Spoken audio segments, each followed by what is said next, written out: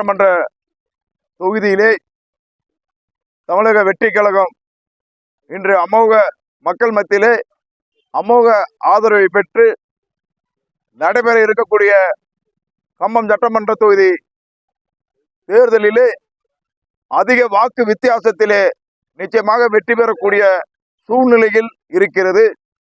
இந்த சூழ்நிலையில் இதை தாங்கிக் கொள்ள முடியாத திராவிட முன்னேற்ற கழகத்தின் கட்சியின் வேட்பாளர்களும் திராவிட முன்னேற்ற கழகத்தை சார்ந்தவர்களும் ஆங்காங்கே எங்களுடைய பிரச்சாரத்திற்கு இடையூறாகவும் நாங்கள் பிரச்சாரம் செய்ய முடியாமல் இடையூறு செய்து கொண்டு இருக்கிறார்கள். இன்று அதற்கெல்லாம் மேலே சென்று இந்த இந்திய ஜனநாயகத்தை படுகொலை செய்யக்கூடிய அளவிலே ஓட்டுக்கு பணத்தை வழங்கி கொண்டு இருக்கிறார்கள். ஆங்காங்கே உட்கார்ந்து ஓட்டுக்கு வீடு வீடாக பணத்தை வழங்கி கொண்டு இருக்கிறார்கள். பெரும்பான்மையான மக்கள் பணம் வேண்டாம் என்று விரட்டி துரத்தி அடித்து கொண்டு இருக்கிறார்கள்.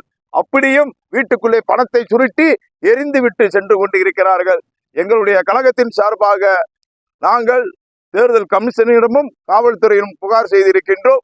தமிழக காவல்துறை வேடிக்கை பார்க்க கூடாது. இது போன்ற ஜனநாயக படுகொலையை கம்பம் சட்டமன்ற தொகுதியில ஓட்டுக்கு பணம் கொடுப்பதை ஒரு மக்களை சந்தித்து வெற்றி பெற முடியாமல், மக்களை சந்திக்கவே முடியாமல், பிரச்சாரத்துக்கே செல்ல முடியாமல் ஓடி ஒளிந்து கொண்டு உட்கார்ந்து கொண்டு இப்ப தற்போது பணத்தை கொடுத்து மக்கள் வாக்கை வாங்கி விடலாம் என்று எண்ணிக்கொண்டு இருக்கக்கூடியவர்களை நீங்கள் சட்டப்படி உடனடியாக நடவடிக்கை எடுக்க வேண்டும் என்று இந்த நேரத்திலே தமிழக தேர்தல் அதிகாரிகளையும் தமிழக காவல்துறையும் இந்த நேரத்தில் நான் கேட்டுக்கொள்கின்றேன்.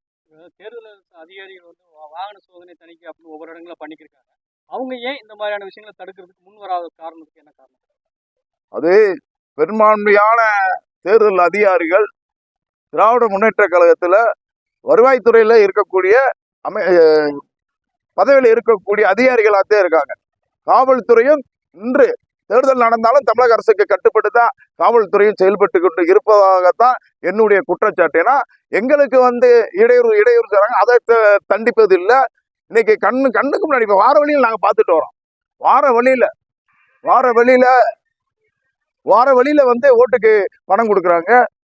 திருப்பூரா இன்னைக்கு பணம் பட்டுவாடை நடந்துகிட்டு இருக்கு.